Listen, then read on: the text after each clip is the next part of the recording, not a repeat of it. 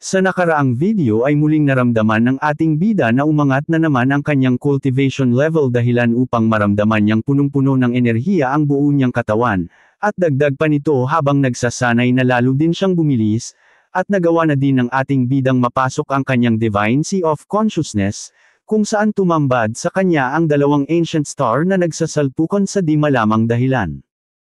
Sa nakaraan ding video ay pinuntahan ni An Shuyan ang ating bida upang makasama itong mag-training, at upang masubukan nila ang kanilang panibagong lakas sa pamamagitan ng pakikipaglaban, habang umaatake sa ating bida si Lady An Shuyan ay tanging pag-iwas at pag-dip-in sa lamang ang ginagawa ng ating bida, at habang nagkakatitigan ang dalawa ng ilang sandali, ay tinanong na ni Lady An Shuyan kung inaakala ba ng ating bida na madali lang siyang matalo kaya hindi ito umaatake. At sumagot naman ang ating bida na kung gusto talaga nitong umatake din siya ang ibibigay niya ang gusto nito, kaya naman napagdesisyonan na din niyang ipakita ang ilan niyang teknik kay An Shuyan, kaya naman nakangiting sinasabi ni An Shuyan na mag-umpisa na silang muli, dahilan upang uminit ang labanan sa pagitan ng dalawa, at nang makakita ang ating bida ng pagkakataong umatake ay di na niya ito pinalampas, at ng oras na umatake na ang ating bida dito, ay matagumpay naman itong nasalag ni Lady An Shuyan, dahilan upang kabhan ang ating bida dito,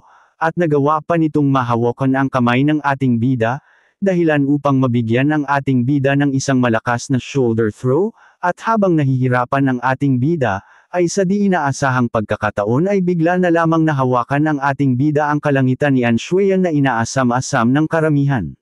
At maayos namang na-control ng ating bida ang kanyang katawan dahil sa kanyang pambihirang reflexes, at nagpapasalamat ito sa kanyang kakayahan dahil di man lang siya nagalusan, maya-maya pa ay napagtanto na ng ating bida kung ano ang malambot niyang nahawakan, kaya naman nagmula bigla ang mukha nito. Habang si An Shuyan naman ay hiyang-hiyang nakahawak sa kanyang dibdib, at kinakabahan naman ang Meniokis nating bida habang hawak-hawak pera nito ang kapiraso ng damit na napunit niya kay An Shuyan.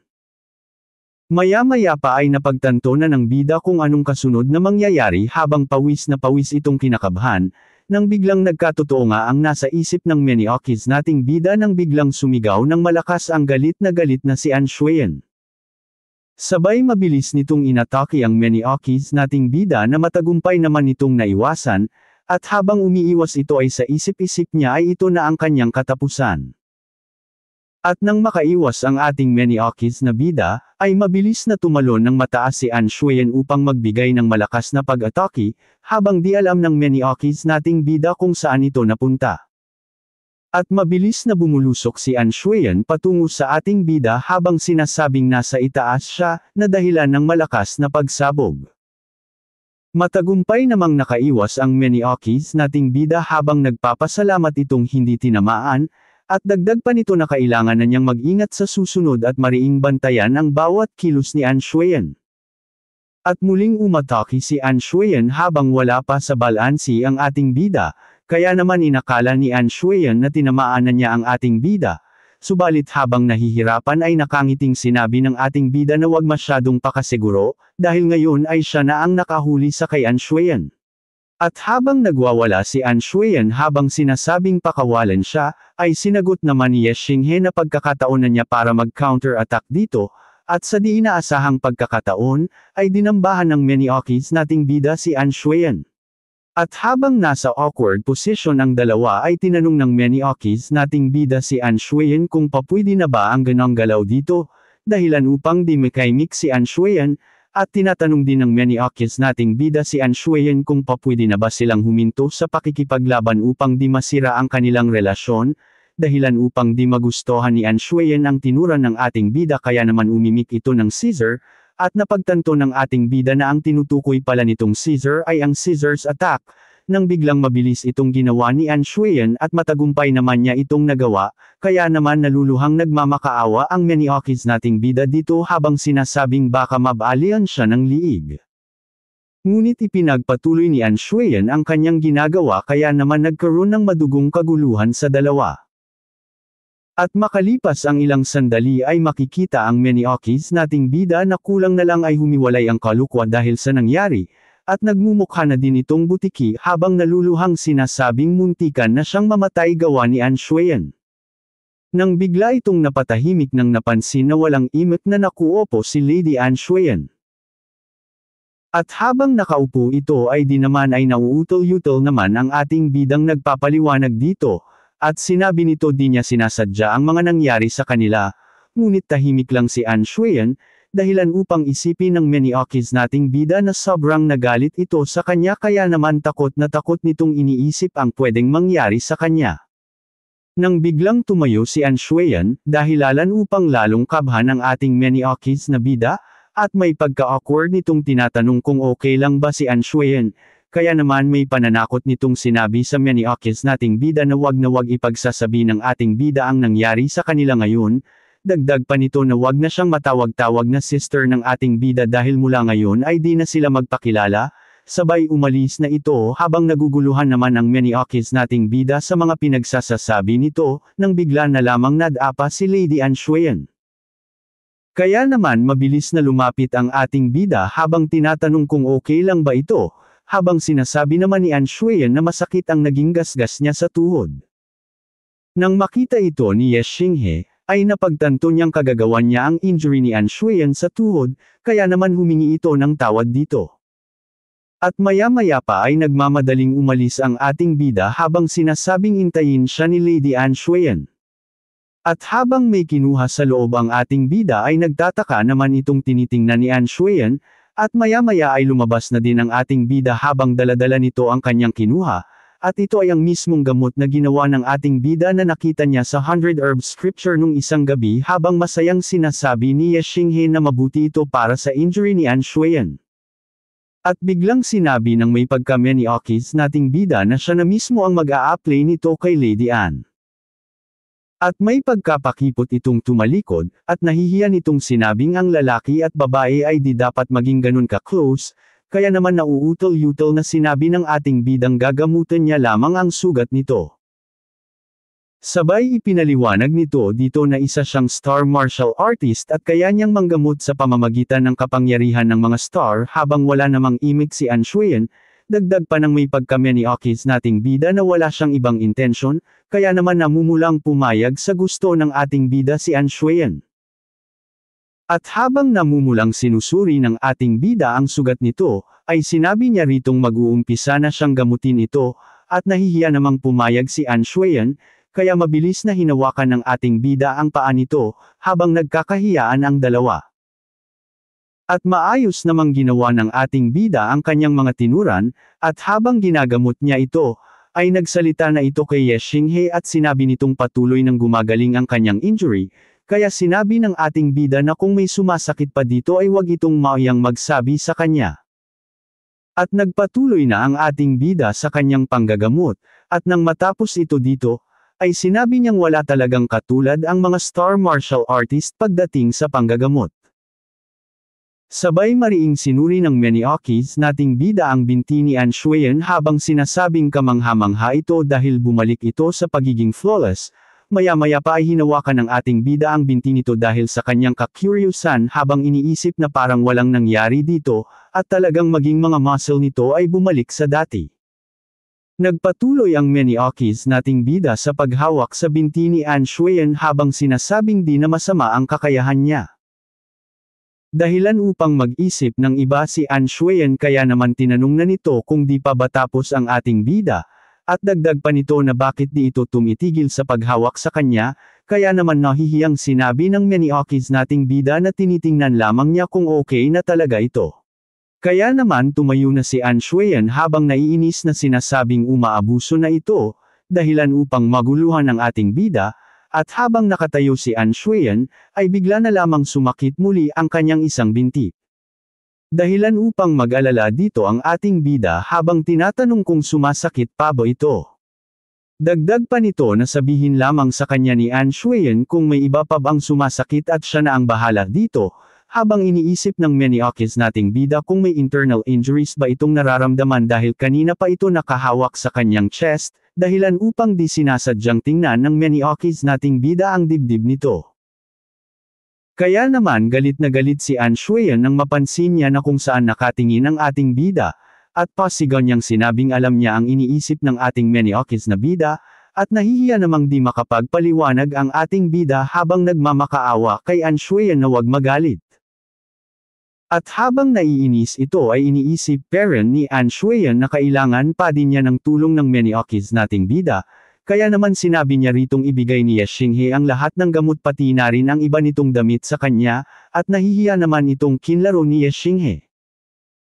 At nang napagtanto niyang kailangan ni An Shuyan na magsuot ng kanyang damit ay nahihiya itong nagtanong kung totoo ba ang kanyang narinig, at mabilis din naman itong pumayag sa gusto ni An Shuyan nang makita niyang wala itong imik.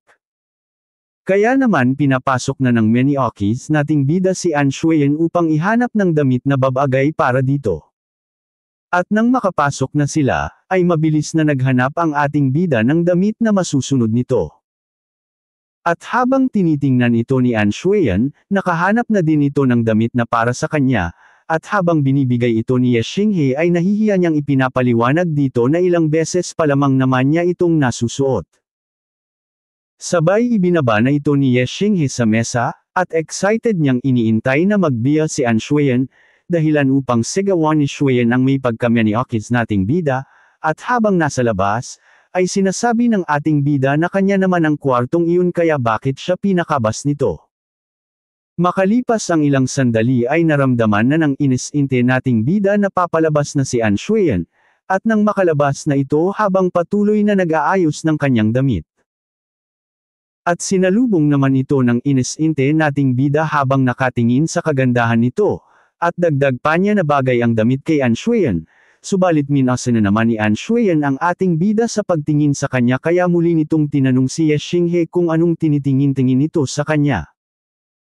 Kaya naman nagmaang-maangan na lang ang ating bida sa pagsasabing wag na itong pansinin, subalit di niya maitago na mukhang nahulog na siya dito. Habang nakatalikod si An Shuyan at sinasabing maluwag masyado ang damit sa kanya, ay nakangiti namang nagpapantasya ang ating bida habang sinasabing pagdating ng araw ay magdadala siya ng babae na gaya ni An Shuyan sa Koi Town habang nakasuot ng katulad na kasuotan nito, nang biglang tinawag ni An Shuyan ang ating bida, dahilan upang magulat ito at napatanong kung anong meron, kaya sinabi na ni An Shuyan ang gusto niyang sabihin habang nahihiya na pagsapit na lang ng dilim siya aalis nang walang sino mang makakita sa kanya na may ganitong kasuotan, at pumayag naman dito ang ating bida. Habang sa isip-isip naman ni Lady An Shuyan ay paanong naging awkward ang nangyari sa kanila dahil gusto lamang naman niyang masubukan kung gaano nakalakas ang ating bida. At nang mapansin niyang nakatingin sa kanya si Ye Xinghe ay mariin niyang sinabing magko-cultivate lamang muna siya sa isang gilid kaya naman kailangan ng ating bidang lumayo sa kanya at dagdag pa nito na wag susubukang pumasok ng ating bida para gambling siya, habang ang ating bida naman ay nagtataka sa ikinikilos ni An Shuyan. At pumunta na nga sa sinabi niyang pwesto si An Shuyan, habang sinasabing mas importante pa rin ang mag-cultivate, subalit di niya maiwasang mamula sa tuwing iniisip niya ang mga nangyari sa kanilang dalawa ng ating gwapong bida.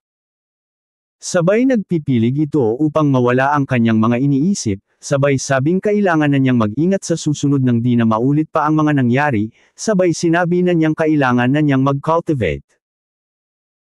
At nagsimula na nga itong mag-cultivate at huminga siya ng malalim sabay time na nag-umpisa, at takang-taka si An Shuyan sa kanyang nararamdaman dahil sa di malamang dahilan ay bumilis bigla ang pagtaas ng kanyang lakas ng triply, at tinatanong din niya kung saan nanggalong ang asol na apoy na kanyang nararamdaman, at napagtanto niyang galing ito sa chi ng ating bida nang gamutin siya nito. Kaya naman takang-taka nitong tinatanong kung ito na ba ang naibibigay ng kapangyarihan ng mga star. Dagdag pa niya na hindi niya dapat palampasin ang pagkakataon at kailangan niya itong maabsorb lahat ng mabilis. At habang time na nagko-cultivate si An Shuyan ay namamangha naman itong tinitingnan ng ating bida habang sinasabing talagang nagpupursigi si An Shuyan sa pagko-cultivate, kaya naman napagdesisyonan niyang mag-cultivate din kasabay nito. At habang nagko-cultivate si Ye Xinghe ay isang misteryusong aura ang pumasok sa kanya na nagmumula sa tombstone na nasa kanyang Divine Sea of Consciousness, at damilat na ang ating bida ng oras na nawala ito, at napagtanto niyang talagang naabot na niya ang Third Heavenly Realm sa kasalukuyan. Sabay tiningnan ng ating bida si An Shuyan na kanina ay kasabay niyang nagko-cultivate sa gilid kung anong lagay nito. nang biglang di na niya ito nakita, dahilan upang magtawag siya ng magtawag sa pag-aakalang nagtatago lamang ito. At maya-maya pa ay napagtanto na ng ating bida na tuluyan na nga itong umalis ng hindi nagpapalam, kaya naman tumungo na ang ating bida sa kanyang silid pahingahan upang mag-cultivate muli.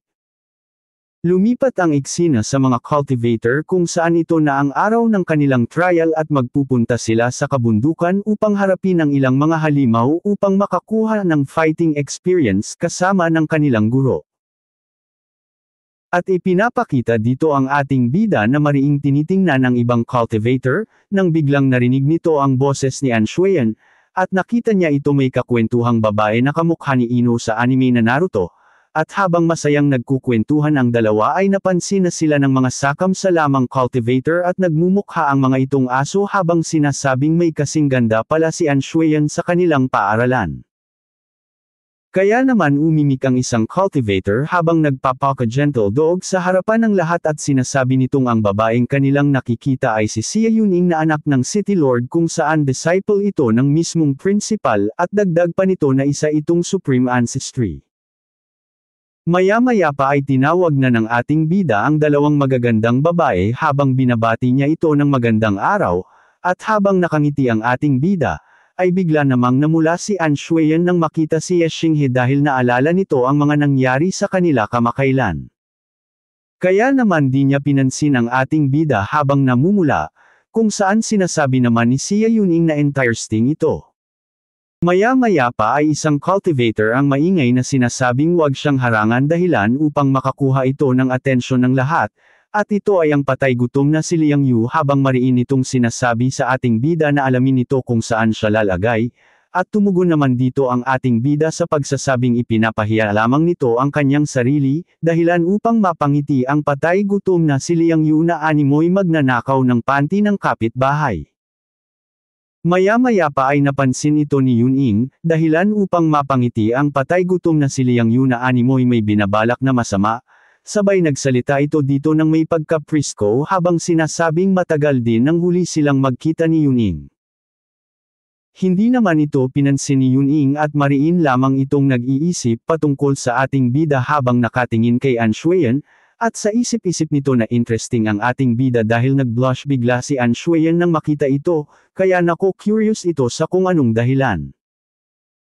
Maya-maya pa ay may tumawag sa ating bida habang sinasabing nagkita din sila, at nang marinig ito ng ating bida ay agad niyang nakilala ang boses nito, at tama nga ang ating bida sa kanyang hinala dahil ito nga ang kanyang brother Ling Hong, at masaya nitong binati ang ating bida. Abangan sa susunod nating video ang mga kaganapan kung saan habang masayang nagkakamustahan ang dalawa, ay napansin ng ating bida ang mga gasgas sa kamay ng kanyang brother Ling Hong, kaya naman ipinakita ng ating bida ang kanyang kaalaman sa panggagamot, kung saan mabilis niyang napagaling ang kamay ng kanyang brother Ling Hong. At nang matapos ang ating bida ay mariing binalaan ni Ling Hong si Xinghe sa pagsasabing bagamat unique ang kakayahan ng ating bida ay huwag niya itong gagamitin sa iba malibang ka-close ito ng ating bida, at ipinakita niya ang dahilan ba't niya ito sinabi. Sa pagpapatuloy din ay magtatanggo na ang mga cultivator sa bundok kasama ng kanilang guro na si Chu Xian upang harapin ang ilang halimaw, at may makakaharap din ang ating bidang isa na namang patay gutom at ito ay kasamahan ng patay gutom na si Liang Yu. Kung gusto mong magpatuloy sa ating kwento ay inaanyayahan kitang pindutin ang subscribe button pati na rin ang bell icon kasama ang notification bell nang sa ganon ay mauna ka sa tuwing may bago tayong upload. Paki-like muna din ang ating video at mag-iwan ka na din ng komento upang ganahan tayong mag-upload.